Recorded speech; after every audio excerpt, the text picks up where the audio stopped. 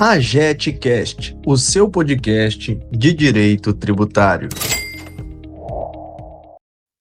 Boa tarde, boa tarde. Quem está nos ouvindo hoje, nós estamos aqui para gravar o 10º episódio da AGETcast. Meu nome é Ana Carolina, sou vice-presidente da AGET e coordenadora do AGETcast. Mas hoje eu vou cortar as nossas formalidades, porque hoje é um episódio muito especial para mim, tanto pelo tema quanto pelo entrevistado que está aqui comigo hoje. Hoje a gente vai falar sobre ITCMD. É isso mesmo, vamos falar sobre as mudanças que a reforma tributária trouxe para esse imposto e ainda vamos falar sobre os principais aspectos do PLP 108, que propõe uma lei geral complementar de ITCMD. Mas além do tema, que para mim é o mais lindo de todos os lindos, hoje eu trouxe aqui uma pessoa que eu admiro demais, que é o Luiz Couto. Boa tarde, Luiz. Boa tarde, minha querida, tudo bom? Um prazer, um privilégio estar aqui com você. Eu que te admiro e a recíproca é verdadeira. Ô, Luiz, nossa, eu que fico honrada de ter você aqui comigo. O Luiz Couto é uma referência nacional sobre planejamento patrimonial e sucessório. É fundador da Invisto Direito, que é uma escola de planejamento patrimonial e sucessório que tem tudo o que você precisa saber sobre PPS, gente. Aula com as maiores referências no assunto, mentoria, coletânea de doutrina e jurisprudência, enfim. Eu sou uma grande fã, né, Luiz, do Invisto Direito. E eu também estou lá como professora mentora de tributos para o PPS. Luiz também é advogado público concursado, planejador CFP, consultor de valores imobiliários, especialista em planejamento patrimonial e sucessório pela GV. E, Luiz, seu currículo, eu posso ficar aqui 10 minutos falando. Luiz, muito obrigada por você ter aceitado o meu convite. Eu estou muito honrada de ter você aqui hoje para falar sobre o tema que eu mais gosto. Maravilha, Ana. Eu que me sinto honrado, vai ser um bate-papo bem leve, galera, porque quando a gente está falando sobre um assunto que a gente gosta, como vocês estão vendo que a Ana tem essa empolgação em falar, a conversa flui de um jeito mais natural, mais agradável, o tema com algumas polêmicas e altamente relevante para você que quer, se você é do agronegócio, né, tem aí talvez um dos melhores clientes na sua mão e talvez alguns dos mais impactados por esta reforma que nós vamos conversar um pouquinho hoje. Perfeito. Luiz, vamos começar as perguntas, porque senão a gente vai precisar de 2 horas aqui hoje. Ó, eu vou te fazer a minha primeira pergunta já sobre a reforma tributária, porque ela veio reforma tributária do consumo, mas acabou atingindo a ITCMD, né? E a gente sabe que essas mudanças foram impactantes para quem trabalha com PPS.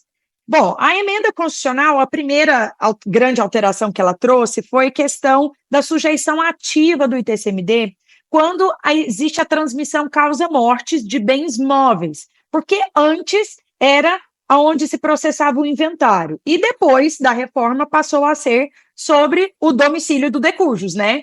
Me fala um pouquinho sobre isso. Antes a gente tinha uma flexibilidade de poder escolher onde processar o inventário como domicílio fiscal mais vantajoso pós-mortem, né? Então a gente resolvia processar o inventário extrajudicialmente em alguns estados da federação onde nós tínhamos alíquotas mais vantajosas, né, menores, ou critérios de mensuração, definições de base de cálculo mais convidativas, né? Então, isso era uma forma de planejamento já pós-morte. Então, aquele que fez o planejamento em vida poderia deixar ativos no seu CPF e ainda assim, com uma boa banca de advocacia, também realizar essa etapa do planejamento pós-mortem. Ou aquela pessoa que fosse totalmente não fez planejamento nenhum, ainda dava para salvar alguma coisa com a eleição de domicílio fiscal mais vantajoso no processamento do inventário. Não é que é uma forma de eleição, né? E hoje a gente tem um critério que não nos permite fazer isto. Nós temos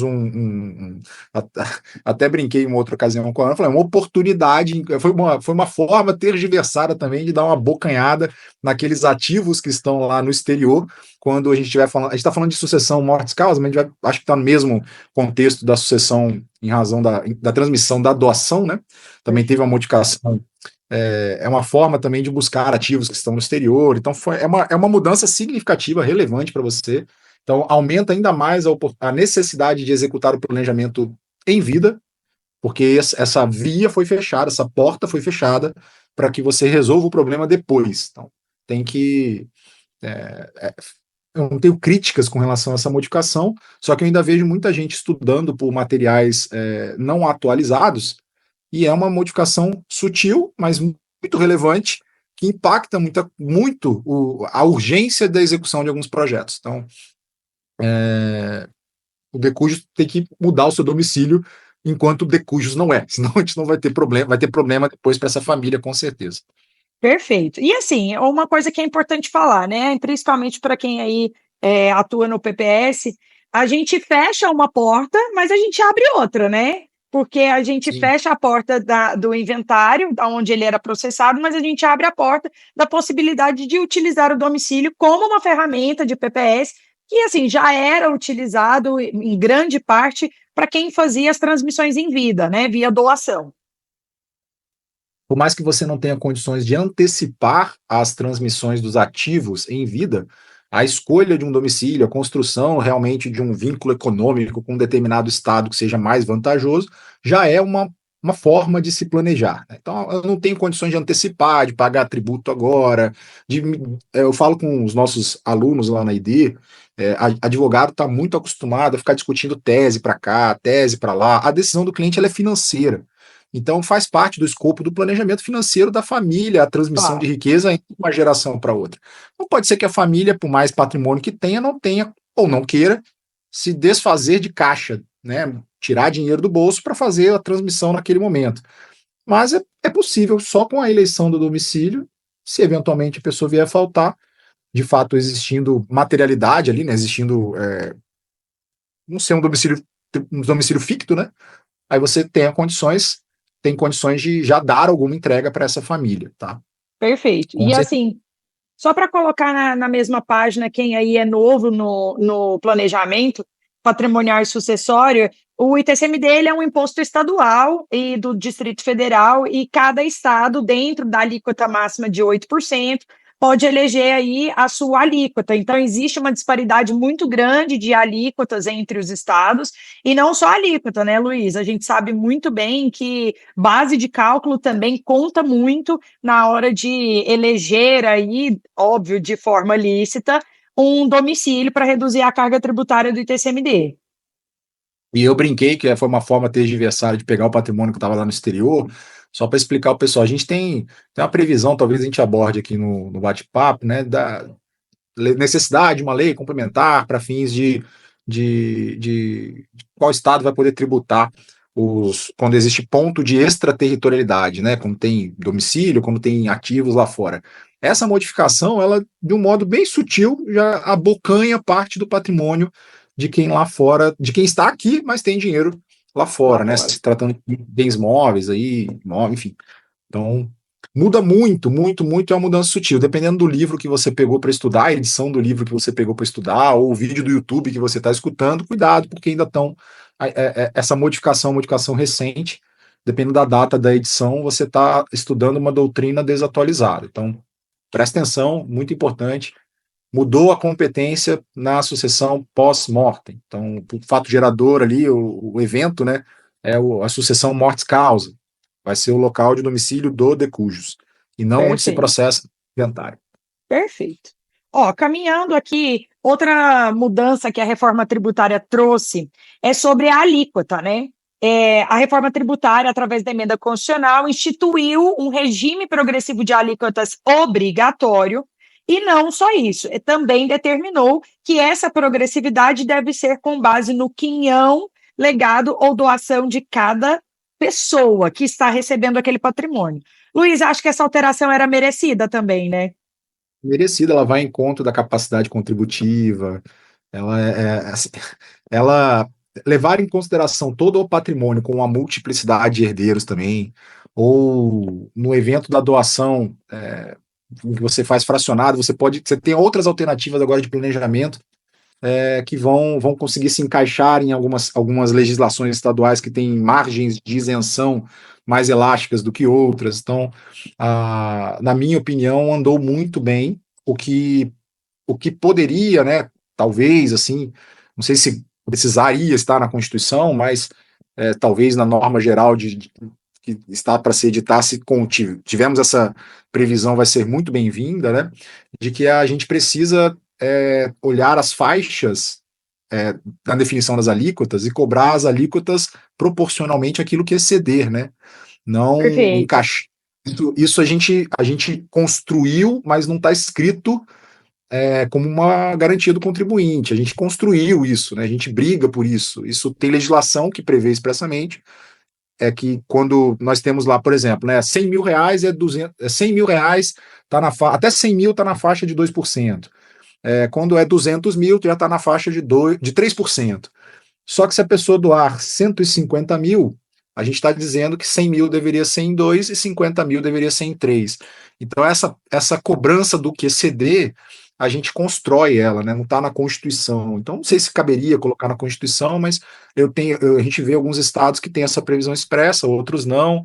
Então, segurança jurídica é algo que, né, igual canja de galinha, a gente está gripado, sempre bom ou está escrito, né? Quando está escrito, o pessoal briga, imagina quando não está escrito na legislação,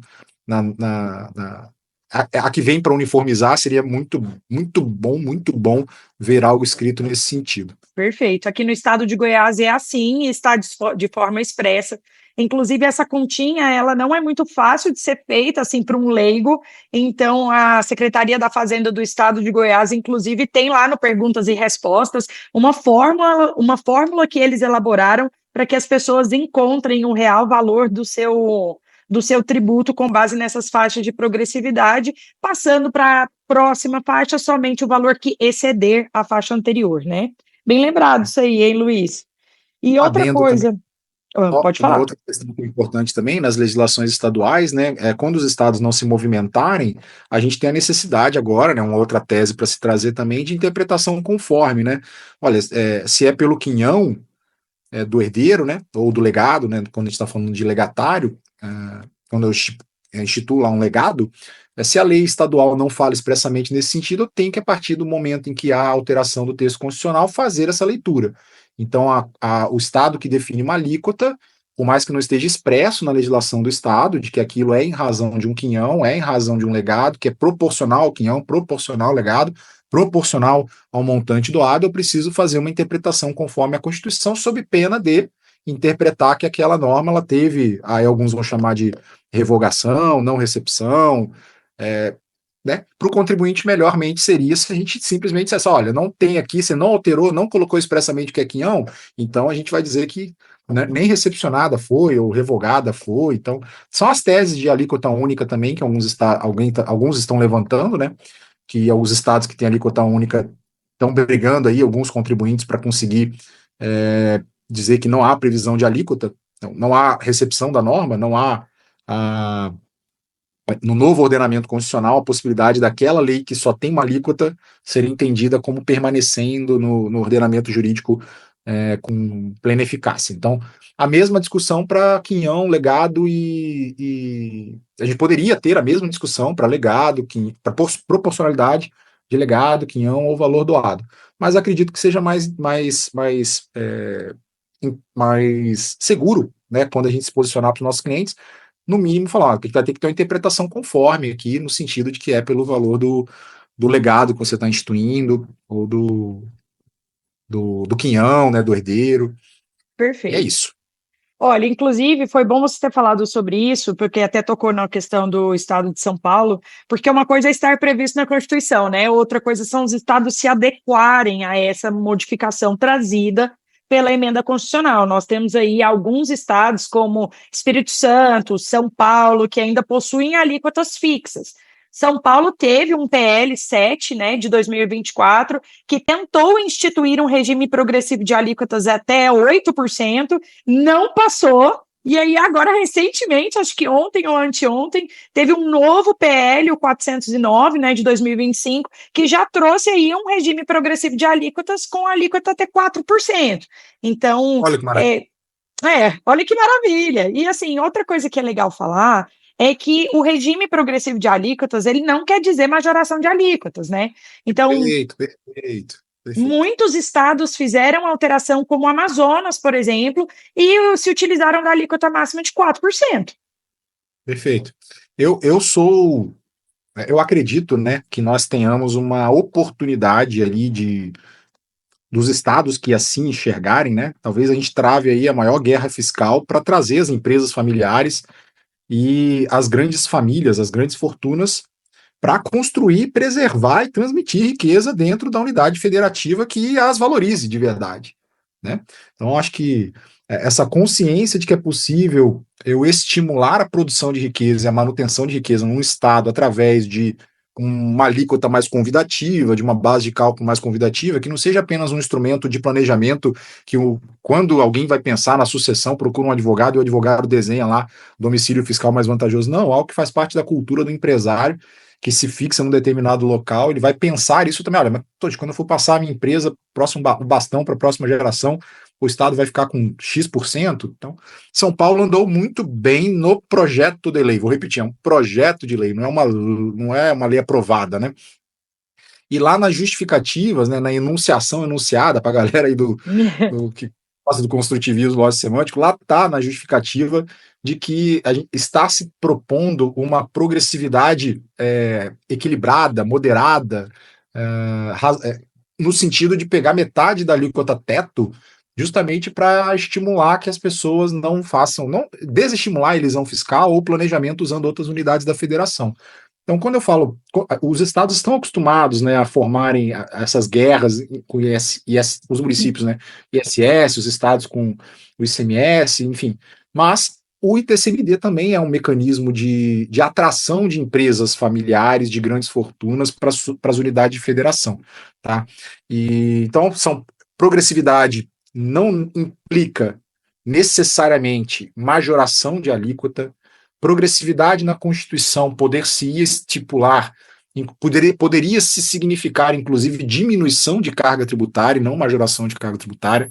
Progressividade também não é sinônimo de afastamento das atuais e vigentes e plenamente eficazes regras sobre isenção, sobre faixas de isenção.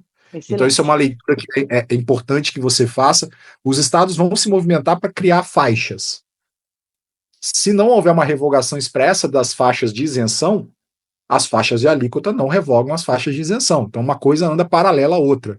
Então, lembrem disso na hora se você faz parte de uma comissão, se você está aí também fazendo um trabalho, né, de lobby junto aos poderes envolvidos, às autoridades envolvidas, lembra de brigar pelas suas faixas de isenção, porque elas fiquem talvez até mais elásticas, né? Se alguém majorar uma alíquota, fizer uma progressividade para cima, talvez você consiga trabalhar na outra ponta, né? Curvatura da vara, ali, ó, subiu aqui, o cara quer botar 8%, mas tudo bem, então vamos trabalhar uma faixa de isenção um pouquinho maior, vamos excluir ali algumas categorias de ativos, vamos incluir talvez uma moradia própria, independente do valor.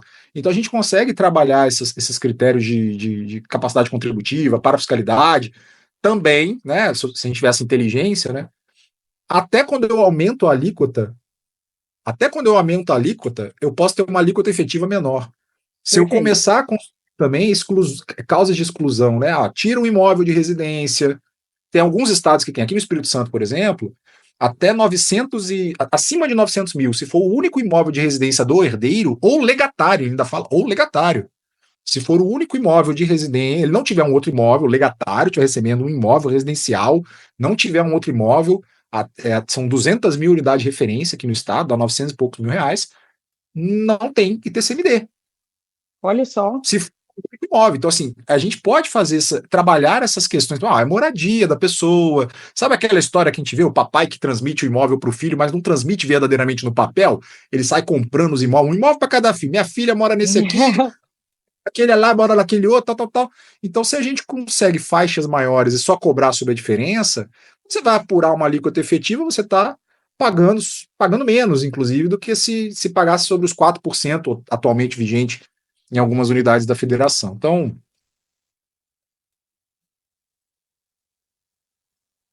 muito cuidado no copia e cola de legislações tributárias. Amazonas andou muito mal, talvez tenha tomado uma bela de uma pernada agora de São Paulo, tomara que tome, tomara que isso vire realmente, vire lei, e que outros estados olhem para isso e falem, o quê? Não, como é que é? Não estava combinado que a gente ia subir a tributação todo mundo? Pelo amor de Deus, que bola nas costas é essa? Friendly fire aqui, não pode não. Então, tomara que o Espírito Santo ande nesse sentido, o Rio de Janeiro também ande nesse sentido, e a gente trabalhe faixas menores, todo mundo brigando para se tornar o paraíso das grandes Calma, fortunas.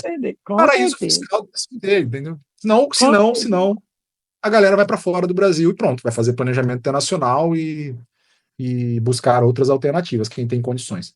É Sai isso mais aí. barato, em algumas situações, você fazer o planejamento com estruturas fora do Brasil, alterar de fato o domicílio e passar um tempinho fora do país para construir realmente a questão de uma eventual saída fiscal, do que manter a estrutura de uma holding aqui no nosso país, inclusive, com custo de contabilidade, com obrigações acessórias que têm que ser cumpridas. Hoje o mercado lá fora está aí aberto para muita gente, então, se os estados não forem inteligentes, eles não vão brigar só entre as unidades da federação, vão acabar perdendo para outras jurisdições internacionais que vão olhar o nosso mercado aqui, que não tinha esse problema, que agora tem um problema, e onde tem problema tem gente vendendo solução, e vão querer atender os clientes brasileiros que não vão aceitar. A mudança de tributação, ela pode não ser aceita pelo governo. Não, então tá, então tem alguma alternativa? Eu vou buscar essa alternativa. Então, tomara que os estados todos resolvam adotar a progressividade de um modo mais inteligente para baixo, e quando definirem as grandes fortunas, né, não sei se a gente vai falar sobre o PLP 108, Vamos, que, enfim, lógico. daqui a pouco a gente conversa sobre outros assuntos Segura também. aí, que nós vamos chegar nessa parte. Ó, inclusive, Beleza. foi bom você ter tocado no assunto do exterior, porque a emenda constitucional 132, mesmo que não tenha alterado o texto constitucional, trouxe aí uma norma provisória de TCMD com relação a transmissões que possuem pessoas e bens com vínculo no exterior, né? Já era em tempo, né, Luiz? Porque até o STF deu prazo para que essa norma fosse elaborada, esse prazo foi esgotado, isso não havia sido feito, e os estados estavam perdendo muita receita de TCMD com relação a isso, porque nesse limbo, muitas pessoas acabaram fazendo planejamento patrimonial e sucessório fora, evitando aí o ITCMD. Nós temos o exemplo do inventário do Silvio Santos, por exemplo, que eles entraram lá com mandado de segurança, evitando o pagamento de ITCMD sobre os bens deles que estavam no exterior, né? Perfeito. E só para deixar todo mundo na mesma página, quando a gente tem uma norma que está numa emenda constitucional, mesmo que ela não esteja sendo incluída no texto da Constituição, ela tem natureza constitucional. Então, quando a gente está lá no artigo 16 da emenda constitucional 132, aquele artigo 16 ele tem natureza constitucional e ele ali cria uma norma de competência transitória, vamos dizer assim. Repito, Uma norma de competência. competência não é instituidora de tributo, Não de institui hipótese tributo, de ela é uma norma de competência legislativa tributária. Vamos usar o termo que a galera gosta. Norma de competência. E o modal deôntico numa norma de competência é o permitido obrigar, que está ali, é o modal deôntico reiterado, se a gente for beber ali da fonte do Norberto Bobbio, né? É o permitido obrigar. Então, não é o imposto ao Estado criar o imposto. Né? Eu posso ou não colocar aquela hipótese que me permitida foi dentro do rol de situações em que, na norma matriz de incidência, o contribuinte vai tomar uma pancada. Então, é uma norma de competência que está lá na emenda constitucional 132, acho que no artigo 16, eu não sou bom de decorar artigo, eu só decoro antes de sustentação oral, porque É isso tem que ficar 16, é 16. ficar lá na transcrição, eventualmente, para eu dizer que está na res e o dixo deducta para as discussões de recursos estritos, né? Mas, enfim, aí está lá na emenda constitucional, tem natureza constitucional, é uma norma de competência, e tem uma tese muito legal para você poder estudar, quem quiser se aprofundar um pouquinho mais, né? Alguns estados falam, não, agora que está lá, eu posso cobrar, porque a minha lei dizia que tinha, e agora eu tenho uma. Aí vem a tal da discussão da constitucionalidade superveniente. Nós não temos isso no nosso ordenamento. Então, uma norma que ela não era constitucional, porque a Constituição dizia que tem que ter uma lei complementar. Não veio lei complementar, o Estado foi lá, achando que estava na sua competência concorrente, criou a lei. O STF falou não podia, tinha que ter a lei complementar. Então, a sua norma local ela é inconstitucional. Em vários estados tiveram ações diretas de inconstitucionalidades. Nós tivemos a técnica de controle de concentrado de constitucionalidade, que é a de redução de texto. Então, aquele enunciado foi retirado do ordenamento jurídico. Então, os estados em que havia essa previsão, se eu não me engano, são 17 ADINs, 17 ações diretas de inconstitucionalidade, Se eu estiver errando o número, eu estou aqui no achismo, mas se você der um Google, vai aparecer umas 4 notícias aí do STF, em cada uma delas fala o número da ação direta de inconstitucionalidade, quais estados estavam abarcados, você vai ver que, salvo melhor juízo, a totalidade dos estados que tinham essa previsão tiveram o controle concentrado em controle concentrado de constitucionalidade no STF, a pronúncia da inconstitucionalidade com redução do texto. Então, o enunciado não existe. Então, qual é o contexto fenomenológico que a gente tem hoje, né? O contexto que nós temos hoje. Nós temos estados querendo tributar que têm competência para criar a lei, mas que não criaram a lei. Então, a princípio, existe essa janela, como a família Bravanel muito bem aproveitou, muito bem tornou público. Se você não sabia, está sabendo agora. Se o seu estado, no exercício da competência legislativa tributária, agora, só pensar em progressividade e esquecer esse detalhe de inclusão no rol ali dessa possibilidade, mesmo que repetindo o texto da lei que foi declarada inconstitucional, ele pode pegar o mesmo enunciado e colocar de novo, mas Com ele tem que certeza. colocar de novo. Se ele não colocar de novo, eu não tenho no subsistema interpretativo S1, eu não tenho conjunto de enunciados ali para. Não sei se eu falei errado. Paulo de Barros Camargo me perdoa se eu estiver falando errado, mas se tiver lá, se não tiver no conjunto de enunciados, eu não posso construir norma matriz de incidência tributária, porque não tenho mais aquele elemento ali para impor obrigação ao contribuinte. Então, que bom que veio uma competência transitória, mas lembre-se, ela é transitória. A gente precisa disso numa lei complementar. Sim, entendeu? claro. A gente precisa disso numa lei complementar. E aí, os critérios, né? Vamos debater qual é o melhor critério e tal, mas estejam atentos a isso. Não deixem o cliente de vocês, não deixem o cliente de vocês numa situação com ativos no exterior, você pensar em executar algum planejamento. Mas agora pode, tem que pagar. Não, se o Estado não tiver essa previsão expressamente, numa lei superveniente, a emenda constitucional 132, você está aí um Ainda bom está no espaço para crédito. trabalhar. Está no crédito, está feliz aí da vida, aproveita que você tem acesso a mecanismos internacionais de planejamento também e ganhe dinheiro com isso. Está numa sazonalidade. Eu falo muito, né, Ana, com os nossos alunos que o planejamento patrimonial sucessório ele ajuda o advogado a construir uma verdadeira fortaleza na sua atividade, porque a gente vive diversas sazonalidades dos ordenamentos que tem a ver com construção de riqueza, transmissão de riqueza, proteção de riqueza, e essas sazonalidades são sempre benéficas ao advogado. Ela sempre tem oportunidade. A galera ficou com medo da reforma trabalhista, tinha coisa para trabalhar. A galera ficou com medo da reforma tributária, tem coisa para trabalhar. Então, Com certeza. oportunidade não falta e a gente está num bom momento para você trabalhar planejamentos de quem tem ativos no exterior, uma boa janela que vai se fechar muito em breve, porque os estados estão se movimentando. São Paulo, Amazonas, aqui no Espírito Santo. Anotem aí, a gente está gravando esse AGCast, acho que agora, não sei se vai sair ainda em maio de 2025, né? E muito provavelmente os estados vão soltar as suas leis lá para setembro. A galera não quer que você se planeje. Claro. Essa é a verdade. Só para cumprir Então, as anterioridades, né? Eles vão só cumprir as anterioridades. Eles não querem te dar a clareza se você vai ser beneficiado ou prejudicado pela modificação. Então fica nessa questão, na minha opinião, até violando um princípio ali inserido expressamente na reforma tributária, no capítulo próprio desse tributo, né? Que a gente precisa ter essa segurança jurídica do contribuinte, então não tem. Então você tem aí um espaço que deveria incluir a comunidade jurídica na discussão, e a gente não é incluído na discussão. Os projetos vêm a toque de caixa de Secretaria de Fazenda, do Poder Executivo, antes de entrar na Casa Legislativa, meio que a coisa já está. Vai entrar, vai ser aprovado e pum.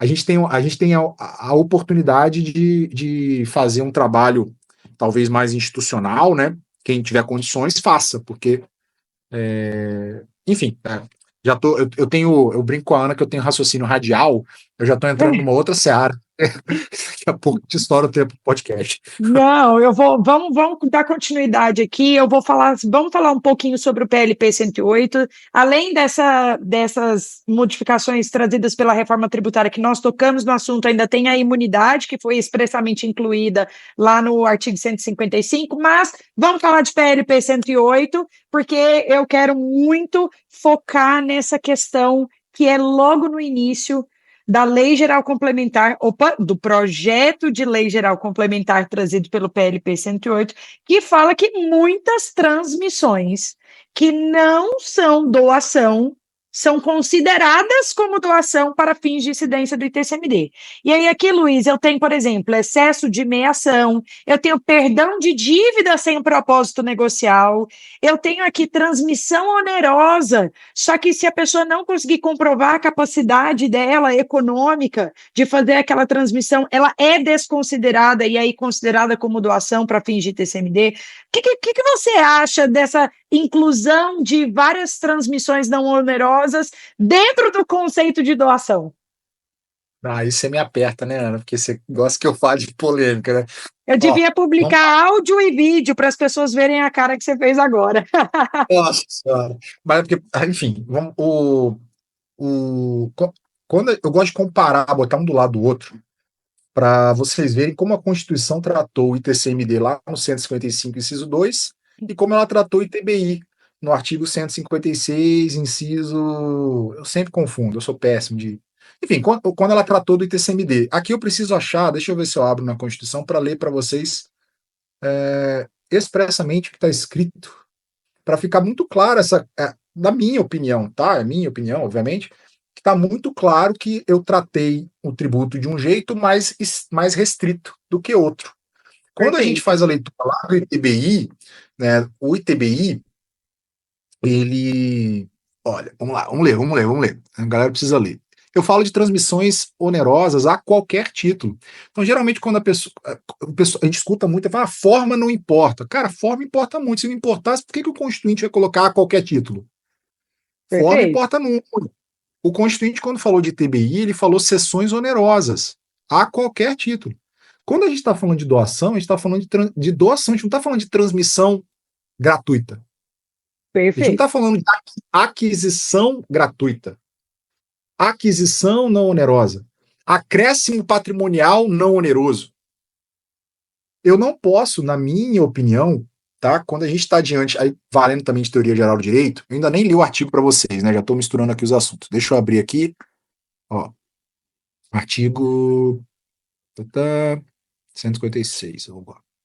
Lá no 156, quando fala dos municípios, da competência dos municípios, tá no transmissão intervivos, está lá no 156, inciso 2. Transmissão intervivos, porque a sucessão morte-causa qualquer tipo de ativo, seja bem móvel ou imóvel, é o ITCMD, então não é o ITBI. E o ITBI, ele fala transmissão intervivos, no 156, inciso 2, a qualquer título, por ato oneroso. Tem uma positiva aqui, ó, por ato oneroso. Ou uma explicativa, ou uma, enfim, por ato oneroso, de bens imóveis. Não tem ITBI para bem imóvel, tem ITBI só para imóvel. Mas é a qualquer título. Então, se eu estou fazendo que é uma discussão que está no Supremo, se eu faço aquelas transmissões via mandato, né, via procuração, se eu transmito os direitos aquisitivos, então eu tenho ali uma sucessividade de fatos geradores a princípio, porque é uma transmissão a qualquer título, por ato oneroso, e aqui eu tenho vários tipos de ato oneroso, a tal da permuta contorna é um ato oneroso, eu tenho atos onerosos que envolvem transmissão via pecúnia, outros que são prestação de serviço. Eu posso prestar serviço para adquirir um determinado bem? Posso. Pode ser, posso fazer uma dação em pagamento ali, tem uma discussão, vai ter ITBI, então não é gratuito, uma dação em pagamento, tem um nome em iuris diferente. Não é um contrato de compra e venda, ou uma promessa de compra e venda. Independente do título, da forma que você está dando, o Constituinte ele definiu desse modo largo lá quando está falando de TBI, no inciso 2 do artigo 156. Quando a gente vai olhar o ITCMD, ele fala doação, 155, inciso 1, transmissão causa mortes e doação de quaisquer bens. Ele não fala de quaisquer direitos, mas ele não fala a qualquer título. Perfeito. Então, eu não posso confundir doação com aquisição gratuita. Eu não posso confundir doação com aquisição ou transmissão não onerosa. E aí, por isso, a gente não pode se limitar as discussões no âmbito federativo apenas a se está ou não está previsto na lei para determinado ato ser cobrado ITCMD. Eu preciso voltar a discutir se aquele ato poderia estar na norma matriz de incidência tributária em razão de uma competência, na norma de competência legislativa tributária, mais restrita. Então, eu não poderia, na minha opinião, considerar perdão de dívida como fato gerador de TCMD. Ah, mas aí não vai ter tributo. Cara, não é doação. Na minha opinião, ele pode ser entendido como um ato de gratuidade, um ato de benevolência, um ato, mas doação efetivamente não é, na minha opinião. E, Luiz, por que não é doação, na sua opinião? Porque quando a gente vê quem defende um elastecimento, na minha opinião, de que fenomenologicamente no mundo várias coisas são doação, elas pintam, né, os 4 elementos de um contrato típico de doação que estão lá no Código Civil. E não poderia ser diferente. Eu não poderia pegar o conceito de doação através de uma lei tributária, que é o que estão fazendo. Perfeito. Toda vez que eu leio algo que diz, vou tratar como se fosse, cara, red que flag. efetivamente não é. Batom na cueca, como dizem por aí. Pô, red flag. Não é, cara. Se algo tem que ser tratado como se fosse, não é. Ó, eu vou emprestar os mesmos efeitos àquilo como se doação fosse. Considerar-se-á doação. O próprio legislador tem que fazer esse esforço para considerar aquele negócio no mundo fenomênico como se doação fosse. Só que o conceito de doação efetivamente utilizado por quem tenta elastecer este escopo de incidência, né, da norma matriz, não está errado. O conceito está certo. Os 4 elementos, né, tem que ser um negócio, tem que ser um contrato, não tem que ter esse elemento contratual, tem que ter a liberalidade, tem que ter a diminuição e o acréscimo patrimonial da outra parte, e tem que ter a aceitação. Então, os 4 elementos. Perfeito. Só que, toda vez que eu estou diante de uma norma de conceito, aí é uma leitura minha, tá? Vou revisitando ali, usando a teoria do construtivismo lógico-semântico, misturando lá com a teoria geral das normas de conceito.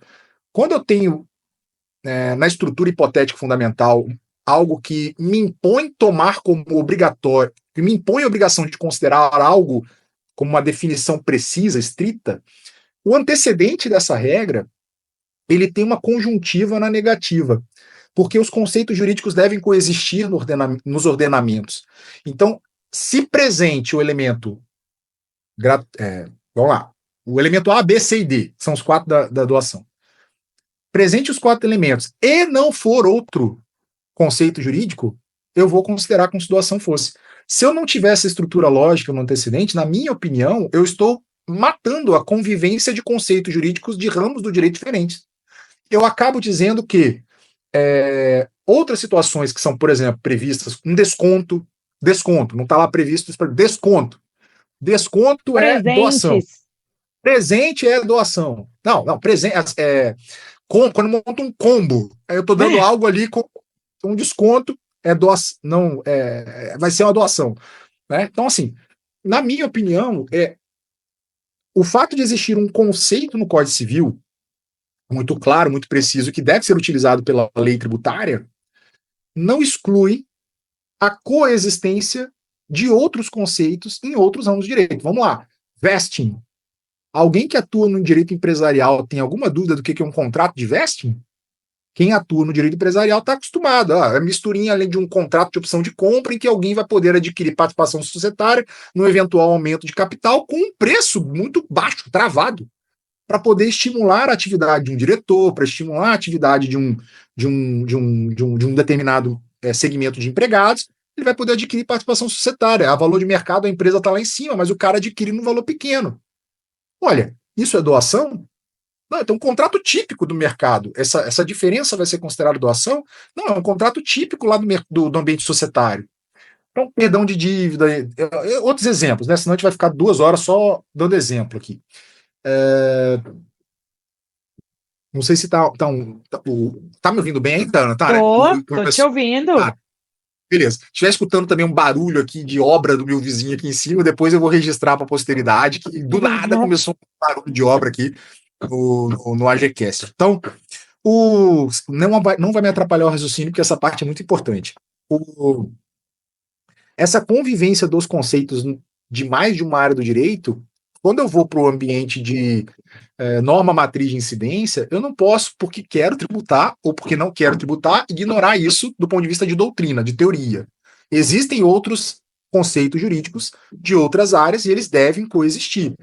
Então, por mais que doação seja um conceito do direito civil, ela não exclui outros tipos de contrato e, na minha opinião, a gente tem que tomar muito cuidado com o que está no PLP 108, porque ali estão sendo incluídas aquisições gratuitas, aquisições não onerosas, que nas legislações estaduais já existiam, e agora estão tentando enfiar a goela abaixo numa legislação uniformizadora a nível federal, mas que nunca foram, na minha opinião, constitucionais. Só que não se fazia essa discussão, acredito, deveria se fazer mais essa discussão a nível de inconstitucionalidade, e não de ilegalidade. Ah, não, o Estado, eu recebi uma autuação porque, sei lá, um dividendo desproporcional. Eu recebi uma autuação e vai tentar se discutir se doação é ou se doação não é, porque não tem a previsão do dividendo. Ah, então, vamos incluir na legislação a distribuição desproporcional como um fato gerador. Mas será que constitucional eu incluí? Na minha leitura, não. E o que o PLP está fazendo, na minha leitura, é via lei complementar elastecer aquilo que não está previsto lá no 155, inciso 2. Perfeito, o 155, 2, quando eu comparo com o 156, inciso 1, fica muito claro que ele não colocou a qualquer título, que ele não colocou não oneroso, e o Constituinte fez as coisas meio que ao mesmo tempo, e agora teve uma oportunidade de alterar, e não alterou. E para reforçar o argumento, só para finalizar, a gente passar um pouquinho mais para outro tópico que eventualmente você queira, Ana, o STF recentemente analisou a questão da previdência privada. A gente achou que ia tomar porrada, acabou, nossa, que maravilha, nem PGBL, nem VGBL, que lindo, que maravilha. Então, na previdência privada, a gente tem expressamente dizendo, isso aqui tem uma natureza contratual, não pode fazer da sucessão mortis-causa. Ora as bolas. O STF não aproveitou a oportunidade de dizer que aquilo, então, é uma doação com cláusula suspensiva? Vamos olhar quais são os elementos que tem ali. Eu tenho alguém contratual, a natureza é contratual, contrato de previdência ali. Eu estou diminuindo o meu patrimônio para aumentar o de alguém, mesmo que isso seja só no evento suspenso até a condição do falecimento ali. Se eu bater as botas, o beneficiário vai receber esse valor aqui diretamente. Mas eu estou diminuindo o patrimônio e aumentando o patrimônio de alguém. Tem uma natureza contratual, tem isso. Eu estou fazendo isso porque eu quero, não é porque eu devo. Então é permitido fazer. Então tem lá a liberalidade. E eu tenho uma aceitação, porque se o beneficiário não quiser receber aquele dinheiro, ele não é obrigado a receber. Ele está previsto lá, ele não é obrigado a receber. Os 4 elementos.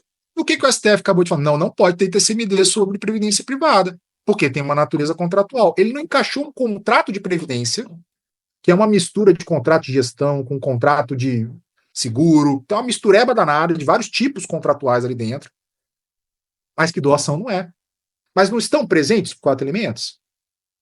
Alguém tem dúvidas que um contrato de previdência não é um contrato típico de doação? Não é. Na minha leitura, é outro tipo contratual, outro contrato com múltiplos tipos contratuais ali, enfim, que posso ou não dar um nome iuris específico, mas que doação não é. Perfeito. Apesar de ter, na minha leitura, muito claramente os 4 elementos que estão previstos no Código Civil e na doutrina para doação. A pessoa aceitou, aumentei patrimônio de alguém, diminui patrimônio de outra pessoa, tem natureza contratual. E tem a liberalidade. Beleza? Luiz, outra coisa que eu gostaria que a gente falasse aqui é sobre o PLP 108 no tocante às alíquotas. Ele fala que as alíquotas precisam ser progressivas, são definidas pelos estados, mas que os grandes patrimônios, assim definidos pela lei estadual, serão tributados pela alíquota máxima definida pelo Senado Federal. Isso, para você, é uma tentativa de suprir a ausência de um imposto sobre grandes fortunas? Na minha leitura mas na minha leitura isso não sei nem se isso deveria ser norma geral em matéria tributária, para estar ali, essa imposição. Se fosse, deveria estar na Constituição. Na minha opinião, essa imposição não deveria vir via lei complementar. Se o Constituinte quisesse que, no exercício da competência legislativa tributária, houvesse a determinadas faixas a imposição do ITCMD e também a imposição do imposto sobre grandes fortunas, não tem problema, né? Vamos tributar, né? Os bilionários do país, que coisa bonita de se fazer, né? Ficar rico é algo ruim. Isso, na minha opinião, não deveria vir via lei complementar, tá? E a gente vai ter uma oportunidade aí também, assim como a gente teve nas ali. Isso acho que está no parágrafo único do artigo 178 lá do PLP 108. Isso é um parágrafo único do artigo que fala sobre as alíquotas. Vai ficar para cada estado definir. E aí, cada estado, vale voltar à mesma discussão de alguns minutos atrás, de que cada estado pode ser inteligente na definição. Porque podem coexistir em cada unidade da federação definição diferente. Olha, Claro. aqui no Espírito Santo, a gente vai considerar que grande patrimônio é o cara que tem R$ 1 trilhão. E aí a gente já pode antecipar que vai ter um monte de discussão de inconstitucionalidade, porque os caras, na hora de definir, devem colocar a definição esquecendo que grande patrimônio, olha só, tem que coexistir as coisas. A alíquota não é em função do quinhão? A alíquota não é em função do legado? A alíquota não é em função. A progressividade não é assim? Então, como que eu vou olhar grande patrimônio? Olha só, eu já tenho uma outra tese para discutir a constitucionalidade disso. A alíquota ela é progressiva e eu fixo as proporcionalidades. Quinhão, legado, valor doado. Como assim eu vou impor uma alíquota em razão do tamanho do patrimônio? Tamanho do patrimônio de quem? É o tamanho do legado? Olha o texto do PLP. Ele não fala. É o tamanho do legado recebido? É o tamanho do patrimônio do decujus? Olha o problema que a gente está aí. Como assim? O grande patrimônio é o quê? É o que eu estou doando? Então é uma grande doação? Ou eu vou olhar para o patrimonialista? Porque aí, se eu estiver olhando para o patrimonialista, eu estou diante de uma situação lá de imposto de grandes fortunas, que é o que você está falando, o grande patrimônio. Só que no ITCMD, a lógica são esses 3 elementos de proporcionalidade. Essa que está colocada, grande patrimônio, para mim não casa com o critério de progressividade imposto pela Constituição Federal na emenda constitucional 132. Eu posso ter um problema muito grande agora no exercício dessa competência legislativa tributária quando definir, enfim, quando definirmos o que é grande fortuna, então, sei lá, não é nem competência, é uma competência na legislativa tributária também. Quando eu for definir o que é grande patrimônio, eu me esquecer esse detalhe.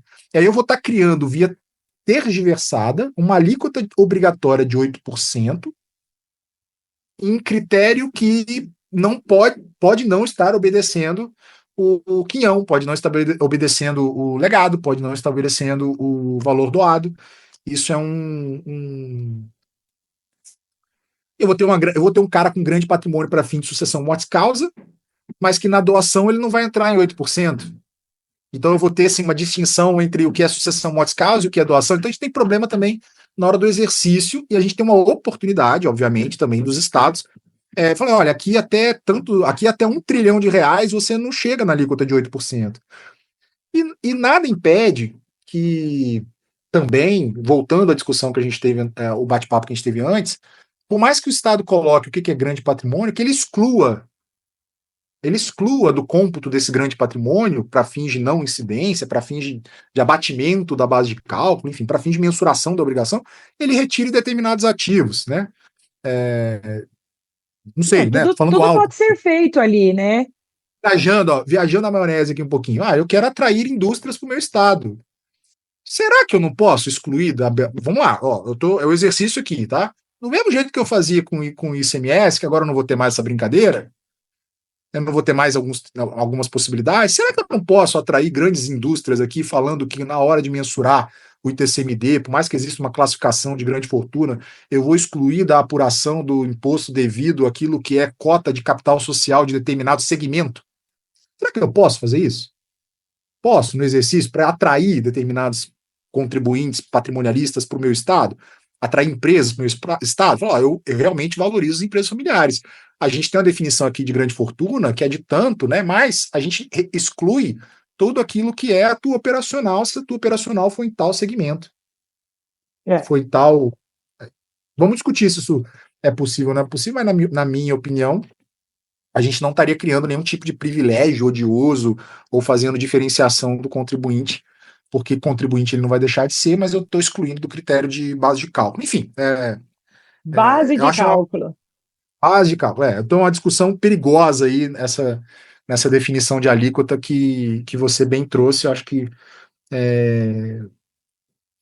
vamos ter a oportunidade aí dos estados atraírem fortunas para o seu território. Claro. Ou fazer uma besteira de afastar, Não repelir. cita nomes, não cita nomes. Não vamos citar Isso, nomes.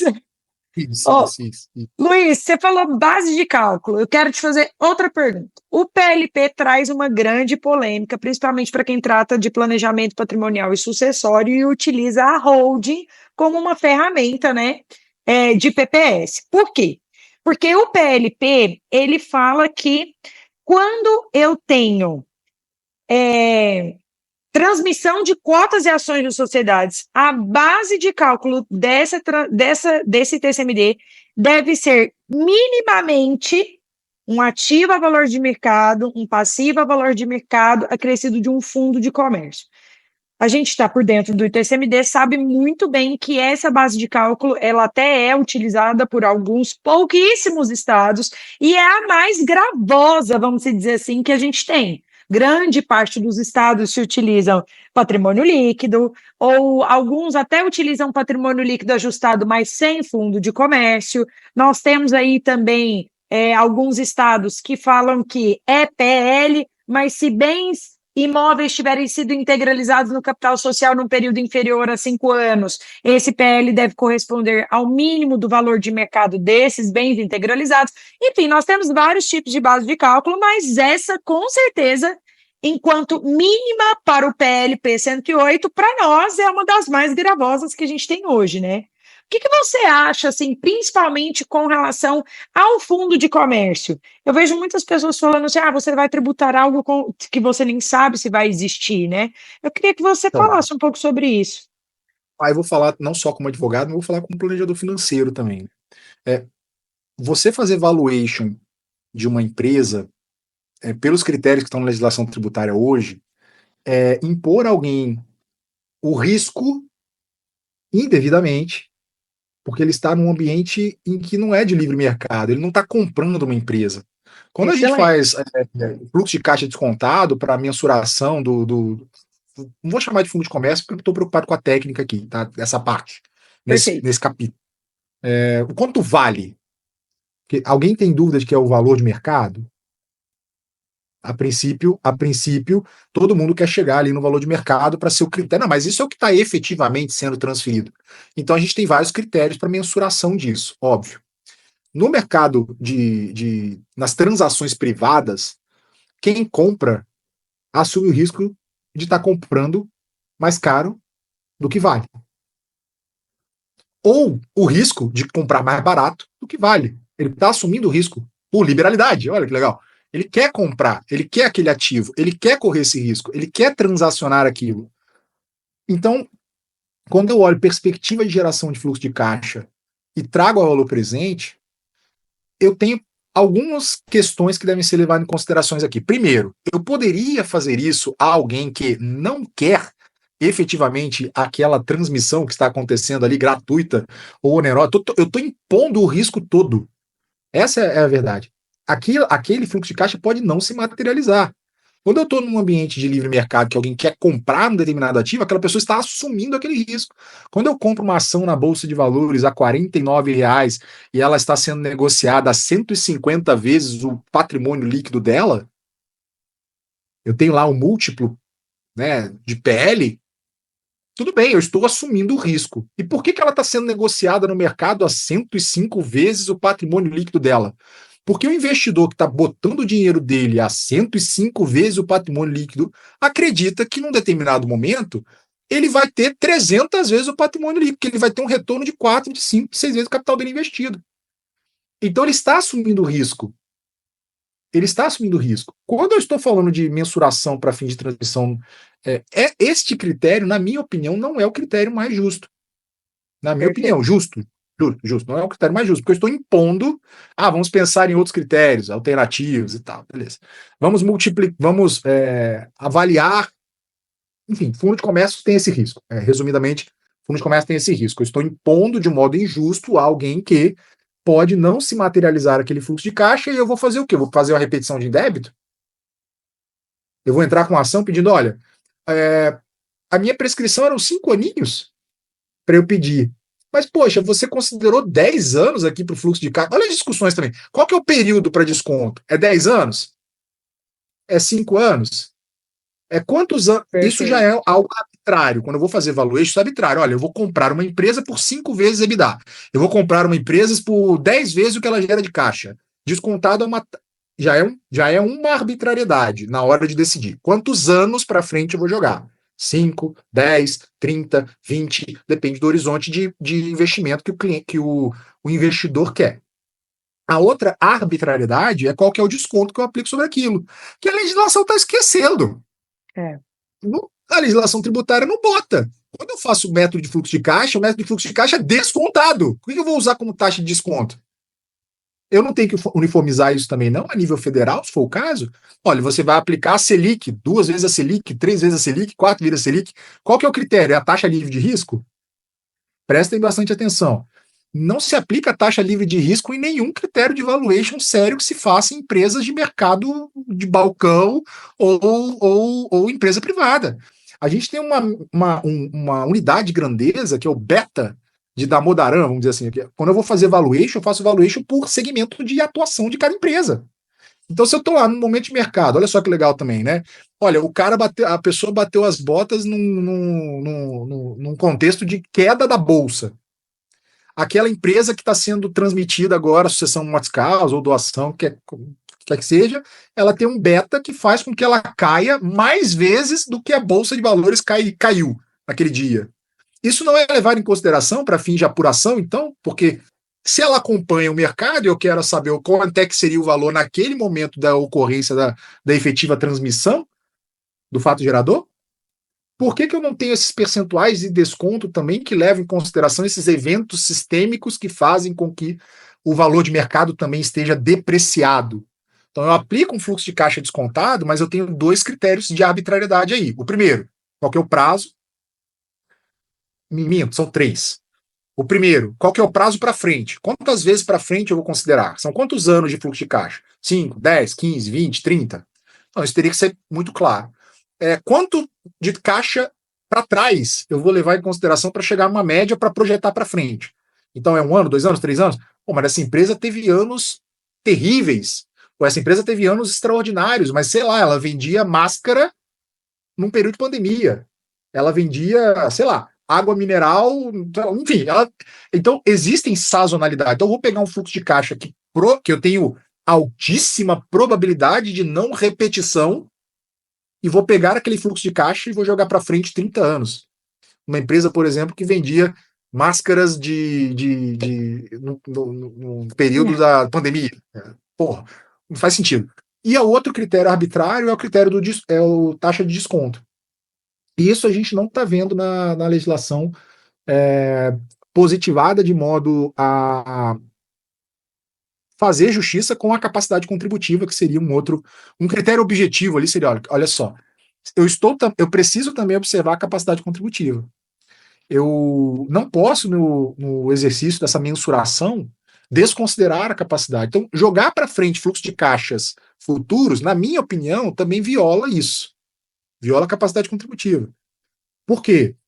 Eu não estou falando de um investidor que tem o capital para arcar com aquela decisão de investimento assumindo risco. Então, ele paga mais do que vale hoje, porque ele tem expectativa de valor futuro trazido a valor presente. Não é o que experimentamos no mundo da vida quando a gente está falando de um sucessor ou quando a gente está falando de um donatário, tá? de um legatário, de um sucessor mortis causa ou de um legatário, de um donatário. Perfeito. Luiz, para finalizar aqui, nós estamos caminhando para o final, tinha várias outras perguntas para a gente fazer, mas o nosso tempo é curto, infelizmente. Mas eu quero falar aqui com você sobre um último ponto do PLP, não que esse seria o último a ser discutido, mas aqui para a gente caminhar para o final mesmo, é o seguinte: existe uma norma no PLP 108 que fala que quando a empresa cujas cotas e ações estão sendo transmitidas se constituir majoritariamente de bens imóveis, o ITCMD deve ser recolhido de forma proporcional para cada estado onde se situar esses bens imóveis. E aí, Luiz, eu quero te perguntar, isso é inconstitucional? Isso é uma alteração pela via transversa de sujeição ativa? Eu estou considerando bem móvel como imóvel? Você quer que eu Assim, seja bonzinho com quem está escrevendo o texto ou é para ser mais agressivo na resposta? Porque eu posso ser bonzinho no sentido de dizer que eles estão confundindo o conceito de competência, com sujeição ativa, com a repartição da receita desta arrecadação. Então, se num objetivo de mitigar a guerra fiscal eu estiver dispondo sobre repartição de receita, aí que se lasque o contribuinte vai ter que pagar com relação ao critério de competência fixado na Constituição para bens móveis, que é domicílio do de cujos ou domicílio do doador, beleza? Então a gente tem uma fixação ali em razão do domicílio, para bens móveis. Não é o local de situação do bem imóvel, que é o que está na Constituição quando a gente está falando de transmissão de bens imóveis. O critério é o local de situação do imóvel. Quando a gente está falando de bem imóvel, cota ou ação é bem imóvel, o critério é o domicílio. Então, na minha opinião, do jeito que está o texto, eu crio esta confusão, eu crio este problema. Por quê? Do jeito que está, me parece uma forma tergiversada de eu violar a competência constitucionalmente colocada para que o Estado competente e único Estado competente, porque quando eu tenho um Estado competente, os outros são proibidos de obrigar. Quando eu tenho o Estado de São Paulo como permitido obrigar, o Estado do Espírito Santo não tem a permissão de obrigar, é proibido obrigar. É obrigatório não fazer porcaria nenhuma. Enfim, o único Estado que teria autorização para tributar e a única lei aplicável seria daquele Estado. Então, a alíquota é daquele Estado onde está o domicílio. A base de cálculo tem que ser levar em consideração o da lei do Estado onde está domiciliado aquele contribuinte. O critério de mensuração para fins de quantificação da obrigação tributária, também o da lei de onde está domiciliado aquele contribuinte, aquele doador, aquele de cujos, né? Então, do jeito que está, eu crio essa confusão. Falei, olha, vai ter uma repartição de receita? Se for uma repartição de receita, tudo bem. É o domicílio do doador, é o domicílio do de cujos, é a alíquota do Estado do de cujos, é a alíquota do Estado do doador, é a base de cálculo que está lá, o Estado vai pegar o dinheirinho e vai falar, tudo bem, aqui nessa empresa, tudo bem, a empresa é aqui, o domicílio do cara é aqui, mas ele tem um imóvel, ele mora em São Paulo, a empresa holding em São Paulo, foi eleito domicílio fiscal em São Paulo, por exemplo, com todo o substrato factual ali, da pessoa realmente ter um centro de vida econômica naquele estado, em São Paulo, mas a empresa é uma agropecuária. E ela tem imóveis em Goiás, ela tem fazendas no Pará, ela tem fazenda na Bahia, ela tem fazenda em Santa Catarina, mas a agropecuária está em São Paulo. A agropecuária está em São Paulo, o contribuinte mora lá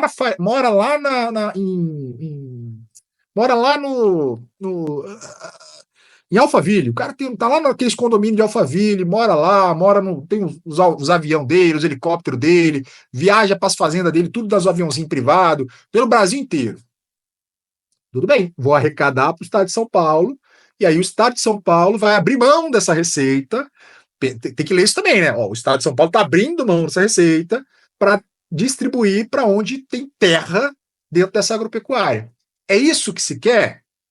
Mexe um pouquinho no texto, que está tudo bem. Repartição de receita não fere o direito do contribuinte do ponto de vista da proteção constitucional, na minha opinião. Repartir entre os estados, para quem que vai ficar a grana, é entre eles. Tá? Do jeito que está aqui, a gente corre risco daquele quem paga mal, quem paga duas vezes, quem paga mal corre risco de pagar duas vezes. Porque eu vou ter ali uma indefinição do jeito que está. Pô, mas como assim proporcional?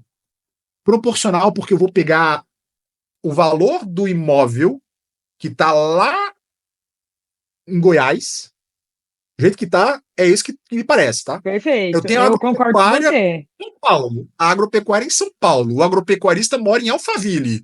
Ele É, tem os jatinhos dele lá, ele vai lá, né, passeia em São Paulo, compra tudo nos shoppings aí, a vida toda em São Paulo. Mas as fazendas estão espalhadas pelo Brasil. O cara planta desde algodão, a cacau e café e tudo. É soja, várias fazendas. Boi, gado, né? Aí você vai pegar o valor da fazenda lá em Sinop e vai olhar a legislação do Estado e vai apurar com base na alíquota e na base de cálculo que está daquele Estado, e também vai olhar as terras que ele tem na Bahia e vai ver outra fazenda da Bahia proporcionalmente àquele valor de mercado da fazenda que está na Bahia, qual que é a alíquota, qual que é a base de cálculo e recolher uma parte para a Bahia. Olha só, olha as obrigações acessórias também que a gente vai ter que cumprir. não, ô Do Luiz, jeito e outra coisa que a gente tem que pensar, né? Se ela é majoritariamente de bens imóveis, e o resto que não é bem imóvel? Ele vai ser distribuído que é proporcional junto. majoritário. Você entendeu? O que é majoritário? É Perfeito. majoritário? Vamos lá. O que é majoritário? Vamos lá. Qual que é o critério que a gente está acostumado? É receita. Então, a receita preponderante. Para entender, a receita preponderante, eu vou levar em consideração o local de situação do imóvel. Sei lá, um outro critério diferente poderia ser utilizado, não o local de situação do imóvel. Do jeito que está muito, muito claro que é uma tentativa de evitar uma guerra fiscal, tergiversadamente alterando a competência, que na Constituição é muito clara de que para bens móveis é o de domicílio. E aí eu quero evitar o Perfeito. planejamento tributário com eleição de domicílio para tentar fazer justiça. Gente, a agropecuária é um exemplo bem claro. O cara não é grande agropecuarista nesse país, ele tem terra em mais de uma unidade da federação com muita facilidade. O cara, Claro. as famílias que começaram lá no sul, expansão de fronteira agrícola, o cara foi para Goiás, o cara foi para Mato Grosso, Goiás, Bahia, Pará, mas o estado que ele tá, ou tá ainda no estado do Paraná, ou foi para São Paulo e agora a família está morando em São Paulo. Então a gente tem um problema de o que seria essa preponderância. Qual que é o critério de preponderância definido no PLP 108? Eu vou ter que avaliar igual se doação fosse? Com base em qual lei, primeiro, para definir a preponderância? Porque pode ter estado que não adote esse. Vamos lá, ó. Olha que legal, olha a discussão cerebrina também, mas é importante. Se a gente pega o critério mínimo previsto no PLP 108, que deixou para cada estado definir qual que é a técnica para mensurar o valor, pô, como é que eu mensuro o valor da fazenda em cada estado? O critério contábil para trazer a valor atual de mercado ativo, ele pode variar de estado para estado? Qual que é o critério que eu vou usar para definir o valor atual do ativo de modo uniforme para definir a proporcionalidade que se quer definir com Não, essa e regra do. até o conceito do que é majoritário, né? O que é majoritário? É 50% mais um? Não, e é É 50% mais quantidade um do quê? do quê? Do fluxo Do de quê? caixa, do valor do ativo. É. Tudo bem. Não, nesse caso aqui, eu vou pegar o fluxo. Aqui eu quero um fluxo de caixa de 100 anos. Não, pera aí. Não. Então, nesse caso aqui, tudo bem, tem a fazenda vale. Eu acho engraçado que a galera não faz geração. A galera usa o método de fluxo de caixa descontado para operação, mas na hora de fazer a mensuração dos ativos a valor de mercado, não usa o método de fluxo de caixa, que é um dos métodos previstos na legislação para mensurar, para avaliação imobiliária. É. Quando eu estou pensando em um imóvel, por exemplo, de locação, eu posso levar em conta, isso aqui está alugado? Qual a perspectiva de geração de aluguel para 10 anos, para 5 anos? Desconta uma taxa de calcula um índice aí para fins de desconto também dessa previsibilidade. Não, o pessoal quer entrar no Google e digitar lá o que foi vendido, transacionado, e agora com cadastro único, talvez isso seja o caminho que se vai adotar, né? O cadastro unificado, o valor de mercado é o que está no cadastro e que se exploda. É mais ou menos o que. E a gente tem um cenário muito, muito ruim nesse artigo de insegurança jurídica. Eu acho que eu vejo uma necessidade urgente de que, se for uma repartição de receita, que isso fique muito claro e que se deixe positivado que é o critério de domicílio. Então, a Perfeito. base de cálculo, a alíquota e os critérios de mensuração serão do domicílio. E a repartição de receita vai levar em consideração, caso existam imóveis aí a preponderância também não é problema mais do contribuinte. Aí entre os estados que façam um comitê gestor para isso. Isso não é meu. Assim, para quem que eu tenho que pagar? Tá aqui o dinheiro. Você pega isso daqui e se vira. Se quiser botar 10% para um, do jeito que tá, o contribuinte fica assim, meu Deus, eu vou recolher errado. E eu não quero ter o problema de recolher errado, entendeu? Porque quem paga mal paga duas vezes. Do jeito que tá, corre esse risco. Então, que se mude para fins de definição de que é uma repartição de competência, ou que a Comissão de Constituição e Justiça, né, ou que as câmaras legislativas vejam o flagrante inconstitucionalidade que nós temos aí e falam, não, ó, passou, mas não podia ter passado. Isso daqui é querendo me engambelar. Acabamos de aprovar a emenda constitucional 132, trocando aqui as competências do decujos e tal. Não dá para eu dizer que eu não sei, né? Pô, eu estudei isso rapidinho, acabei de fazer a mudança, discutimos isso, né? Aí, do jeito que tá perigoso e tá feio, tá muito feio. Perfeito. Ó, Luiz, a gente termina aqui, mas eu tenho certeza que nós temos muito ainda para discutir sobre PLP 108, sobre os impactos da reforma tributária do consumo no IPCMD e por aí vai, né? Quero te agradecer por ter aceitado o meu convite. Esse podcast com certeza ficou incrível, cheio de informações relevantes. E eu também quero deixar aqui, Luiz, meu agradecimento pessoal por todo o apoio que você me dá. Desde o primeiro dia que a gente teve contato. Eu não sei se as pessoas aqui sabem, mas eu só abri o meu Instagram de tanto o Luiz pegar no meu pé. O Luiz falava, não é possível, abre esse Instagram, não é possível, posta as coisas, movimenta. Você sabe muito de TCMD, fala sobre isso. Então, assim, Luiz, eu quero te deixar aqui meu agradecimento pessoal por esse apoio mesmo que você me deu aí desde o início, de quando eu decidi abrir as portas aí das minhas redes sociais, viu? Obrigado. E você que tá aí também tentando achar o seu lugar ao sol nas redes sociais, o que eu falei para Ana, eu falo para você, não enterre os seus talentos. Você tem conhecimento jurídico, tenta transformar isso. Se você vai falar com outros advogados, fale com a técnica, obviamente, você quer falar para advogados. É o meu caso, nas redes sociais eu falo para advogados, eu sou professor e sou dono de uma escola, então a minha comunicação eu posso ser um pouco mais técnico, apesar de eu ter uma pegada um pouco mais de piada, né, então. Mas você tem algo de muito valor para fazer para a sociedade. Eu brinco que a gente tem muitas famílias de bem com bens aí. Então, o planejamento patrimonial acessório é você ajudar que os meios de ação no mundo fiquem com as pessoas que podem, de fato, fazer a diferença no mundo, que são as pessoas que produzem riqueza. Então, quando eu faço um planejamento tributário, quando eu faço um planejamento sucessório, na minha o meu propósito maior fica aqui uma vozinha na minha cabeça, né? E eu espero que isso ressoe aí também no teu peito, te ajude a ir para as redes sociais, falar disso também. Eu estou ajudando pessoas de bem, tá? Então, abandone os clientes escrotos, os clientes ruins, procure clientes melhores. Tem gente boa precisando de planejamento, não tem só gente que não gosta dos filhos, que não tem. Procura a galera do bem, que tem bem, que você vai se dar bem, tá? Então, procura essa galera, leva essa mensagem, ajuda a preservar os meios de ação no mundo, porque essas pessoas fazem bem para suas comunidades, para os seus funcionários, essas pessoas multiplicam e transbordam prosperidade na sociedade que a gente vive, e é isso que a gente faz quando atua com planejamento. E o meu recado para Ana, eu falo para você aqui também para a gente concluir, não enterre os seus talentos. Pode ser 1, pode ser 10, pode ser 100. Não fique escondidinho, bota sua cara, multiplica teu conhecimento aí na internet, multiplica seu conhecimento na tua comunidade, na tua paróquia, entre as pessoas que você convive, porque você vai estar fazendo bem. Não deixe de fazer o bem, faça o bem. Então, a Ana tem muito talento, eu tenho certeza que quem está escutando aqui esse podcast também conhece muito de tributário, conhece muito de agronegócio, conhece muito de societário. Então, pega esse talento, que o seu conhecimento jurídico é um talento, e vai dar fruto. Não enterra em terra ruim, não. Enterra em terra boa e vai multiplicar os frutos. Beleza? Obrigada, Luiz. Obrigada mais uma vez. Muito obrigada a você, nosso ouvinte, que está aqui conosco até agora, porque foi muito bom esse podcast, eu tenho certeza. E quando vocês estiverem ouvindo, postem, comentem, vamos movimentar aí as redes sociais, porque isso é muito importante para nós, tá bom?